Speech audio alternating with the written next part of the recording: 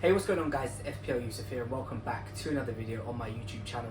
Today I'm going to be going over my Game Week 38 transfer targets. I'm also going to combine this video to show you my final team selection ahead of the last game week of the season. So I do hope you guys enjoy this video. If you do, please don't forget to drop a thumbs up and subscribe down below. But without further ado, let's just jump straight into this.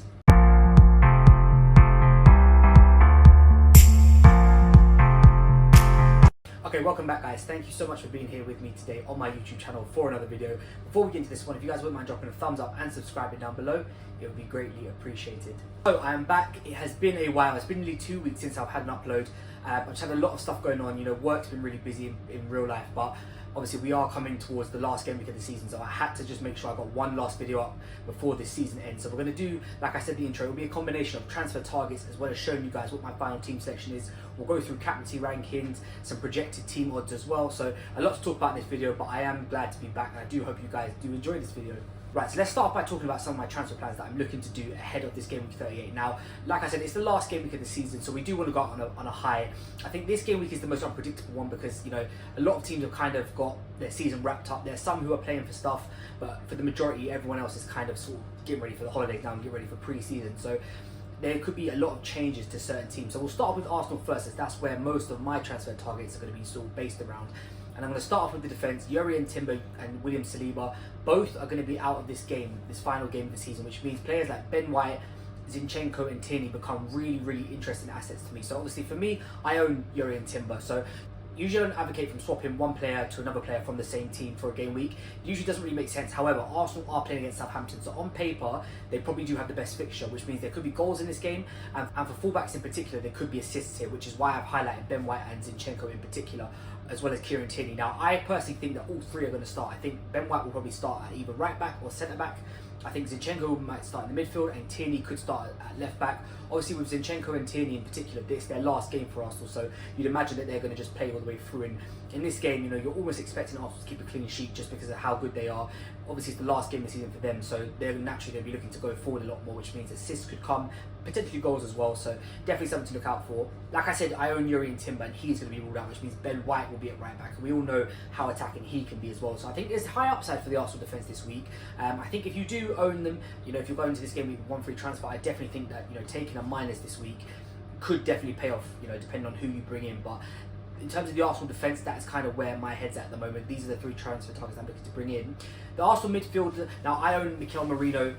Again, he's probably going to be someone who I bring out. Bukayo Saka is definitely going to be someone that I'm bringing in this week. I just think we'll go into captaincy ranking later, but he is up there for me. But I just think, you know, Southampton away, they're not a great defence. Obviously, they're going to try and go on a high as well because it's their last game this season in the Premier League. But I just do think Arsenal will have too much for them. And I think, you know, they'll be, obviously Arsenal the same way will be looking to end their season on a high. And that means, you know, trying to score as many goals as possible. And for me, Bukayo Saka and Arsenal firing on all cylinders, he's going to have a big hand in sort of goals and assists in the game. So yeah, the first lot of transfer targets are kind of solely based around Arsenal in particular.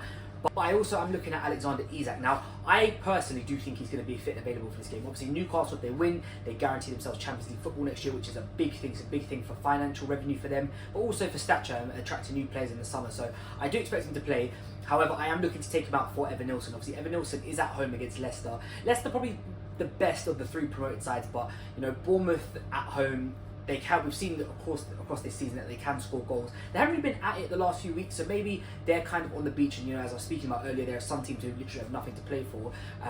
But this one's just a sort of 50-50 transfer. If you're trying to catch up in your mini league, and, you know, obviously most people will obviously own Alexander Isak, then I think Evanilson is a decent replacement. I think if you're somebody who's looking to just try and hold rank and sort of protect your league, I wouldn't bother waste a minus on bringing Isak out for Evanilson. I think, like I said, I do expect him to play. I think they sort of rested him last week against Arsenal so that they could focus heavily on winning the game against Everton this week, which obviously would secure them Champions League football. But it is something to think about, especially if you are somebody who is trying to play catch up at the moment. Let's take a look at some projected team odds. As you guys can see on screen, this graphic comes from Rob T FPL. I will leave a link to his Twitter down below, so please go drop him a follow. He does produce these every week, all for free, and, you know, it's some really great content which gives us a different kind of insight going into the game week. So we'll start with Liverpool first. They are predicted the highest goals, 2.55. They will be lifting the Premier League trophy, of course. They, as you know, a few other teams will probably be wanting to go out on a high, which means Mo Salah in particular, we're going to come on to him in the captaincy ranking next. But Mo Salah in particular is somebody that I'm heavily looking at for goals this week. Now, Liverpool haven't really been at it the last few weeks. Obviously, they've had the Premier League wrapped up now, so they haven't really needed to. But I just think for Salah's chasing this goal contribution record, which for him might be a big thing. But also I'm looking at just trying to go out on a high at Anfield. Trent's last game, is he going to play? Is he not? If he does play, he'll be looking to go out with sort of goal and assist and like a good attacking display. They'll want to put on a show for their fans because they're lifting the Premier League trophy. So I definitely think that this is a game to be looking at to target. We come on to three different sides who we spoke about in the previous section. Newcastle, Arsenal and Bournemouth all are predicted to score 2.4 goals. So again, could be some high scoring games in there. We'll start with Arsenal. We touched on Bukayo Saka. I think he's definitely an option. The other forward players, I'm not really too sure. Obviously, Havertz is back now. Will he start? I don't think so. I think it's probably still Trossard and Martinelli, the other two, but there may be a risk of rotation there. So I think if you are looking to sort of nail down an Arsenal, I think Bukayo Saka is probably your safest bet. Newcastle, like we said, if Alexander Isak is back, he becomes very important because they will be trying to win this game, as they've got Champions League football on the line. Jacob Murphy, if you still got him, I would definitely be starting him. Same if you have a Harvey Barnes or Anthony Gordon. It might be a toss-up between one of them two. I would definitely, if you have them, just get them in the team. Obviously, Everton have really nothing to play for. Newcastle do, so they are at home as well, which means they're going to be going full force to try and win that game. And as we touched on in the previous section as well, Bournemouth and Evan Nilsson in particular. Justin Kluivert, Semenyo, I'm not really too sure about them. Obviously, at periods of the season, they've been very good, but I just think now if you're going to try and gamble and go for a Bournemouth attacker, I would probably just put my money on it being Evan Nilsson just to kind of lead that front line against the Leicester side, who obviously are going to be relegated, and there could be some chances in this game as it is the last game of the season. Just one more sort of honourable mention for teams, and that is West Ham. They are playing against Ipswich. They are predicting nearly a 2-goal XG, which means Jarrod Bowen's going to be a player of high interest. We're going to talk about him in the next section of captaincy ranking because I do have him on there.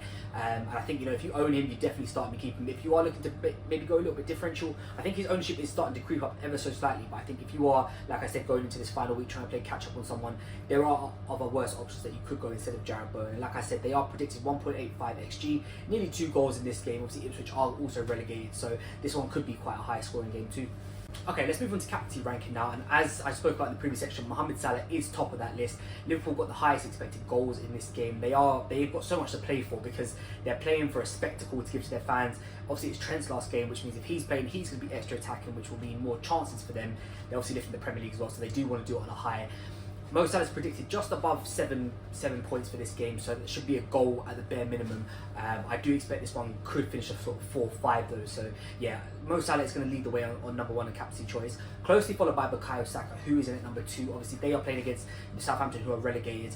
Again, Arsenal trying to end the season on a high. It's been a difficult season for them overall, injuries, maybe with a little bit of expectation sort of lower than what we went into the season with. I think most Arsenal fans thought that we'd probably push the league a bit closer, maybe even win it, but hasn't quite worked out that way this year. But obviously Bukayo Saka has been missing for a large part of it, so hopefully for him, he can go out on quite a high before the summer comes. And a player I just touched on in the previous section, Jarrod Bowen, is my third choice. He's a little bit differential. It could have been Alexander Isak, but because we don't know if Isak's going to play or not, I didn't want to risk it. Obviously, his ownership's going to be very high anyway in Alexander Isak. So Jarrod Bowen, a little bit more of a differential captaincy choice. Could definitely hit double digits against Ipswich. There's no doubt about that in my mind. West Ham obviously predicted nearly 2 goals in the game, and usually when West Ham score, Jarrod Bowen is the one either scoring it or assisting it, so there's a high chance that if they do get those 2 goals, he will be involved in some way, shape or form with that. So that is my ranking. Mo Salah first, Bukayo Saka second, and Jarrod Bowen in at number 3. Okay, so as you guys can see on screen, this is what my team is currently looking like for game week 38. I haven't made any transfers yet. I've got 1 free transfer to go. So we'll start off in goal, Nick Pope. He's going to be at home to Chelsea. It's going to be a difficult game. Obviously, Newcastle do need to win this game, so hopefully Pope will be on form. Chelsea haven't had the best season, a little bit disappointing overall, I'd say, from them, especially from at periods the way they played this season has been very good for them. But I'm definitely not taking a minus or using a free transfer on a goalkeeper in the last game week of the season. So Nick Pope is just he's gonna be fine there, he's gonna stay there. Onto the back 3, currently at the time of recording, it's Mykolenko, Milenkovic and Ait-Nouri. I definitely don't think Mykolenko will be there. I will probably end up swapping Yuri and Timber out to one of the Arsenal players, like I mentioned, either Zinchenko, Ben White or Kieran Tierney. I think Zinchenko is probably leading the way ever so slightly, just because I do think there's a chance he could be playing in midfield. But yeah, I don't expect to start with Mykolenko there. It'll probably be an Arsenal defender and then sort of Ait-Nouri and Milenkovic either side of him. Obviously both teams don't all really have much to play for. Obviously Nottingham Forest maybe a little bit more than the Wolves. There have been rumours about Ait-Nouri possibly leaving over the summer, but I do expect him just to start anyway. Same thing for Milenkovic. That's the defence all fine with. Onto the midfield, as I said, the best captaincy option this week in Mo Salah. He is definitely going to be in there. We have to double up on Brentford. Kevin Schade, who's been fantastic for me over the last few weeks.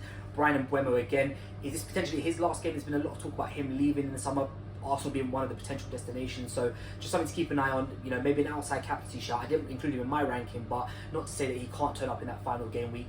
Jacob Murphy I did speak about in the previous section when we spoke about the team odds and team goals. You know, obviously Newcastle looking to win this game, which means there's going to be high emphasis on them scoring goals. And I think Jacob Murphy's had quite a competent season so far from him. He's been good for some games, brought back some big points in others. So yeah, fingers crossed Newcastle can get a couple of goals, then he can play a hand in it. Onto the forward line, Erling Haaland, Matheus Cunha, and as currently recording, Alexander Isak. We'll start with the two who are definitely going to be there. Cunha, it probably will be his last game for Wolves. We're hearing that it's looking like he's pretty much guaranteed himself a move away to Manchester United for a lot of money. So yeah, he'll probably want to go on quite a high. Erling Haaland, Man City, very disappointing this season, very disappointing in the FA Cup final. He hasn't really hit the ground running since he's come back. I have been disappointed with him. Obviously, he started the season so well. Picked up the injury, was missing for quite a while. And yeah, I think it's kind of just been a little bit of a gamble towards the end of the season, which just hasn't unfortunately paid off. But you know, it's the last game of the season. Anything can happen. Obviously, Man City probably want to end quite strongly as well. So fingers crossed he can get a goal. And Alexander Isak's probably the most uncertain one here. It could be him. It may be. I may move him to Evan Nilsson. That one's a 50-50 toss-up. I think if I choose to use minuses for Bukayo Saka, an Arsenal defender, that being a -4, I don't think I will take a -8 to move him out. But at the time of recording, he is there. He has got the captaincy armband, but we shall make that decision probably tomorrow just before the deadline, I think.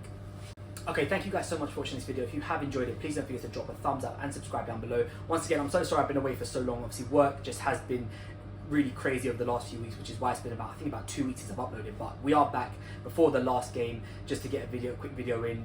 The sound in this video, I know it won't be the same as it usually is, so I'm in a much more different setting as I usually would be. But this will be the last video for the season. I do hope you guys have had a fantastic year. I hope you guys have finished some great rankings, and if my videos have helped any of you along the way, then that's just fantastic. Even if it's only one of you, I am just grateful for all the support you guys have shown me this year. You know, you've got me to 100 subscribers, which, you know, I think at the start of the year was kind of the goal, just to try and hit, and you know, we have made it there. So thank you all so much, whether you liked, whether you subscribed, whether even just watching my video.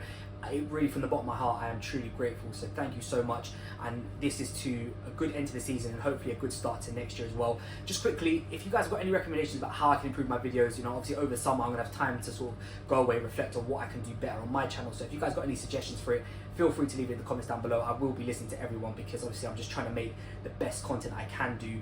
And obviously now we'll have sort of like a month and a half before the next season kicks up, which will give me enough time just to kind of just reflect on how this year's gone and how the videos have gone as well. So yeah, thank you all so much for watching this video. If you have enjoyed it, please don't forget to drop a thumbs up and subscribe down below, and I will catch you guys next time.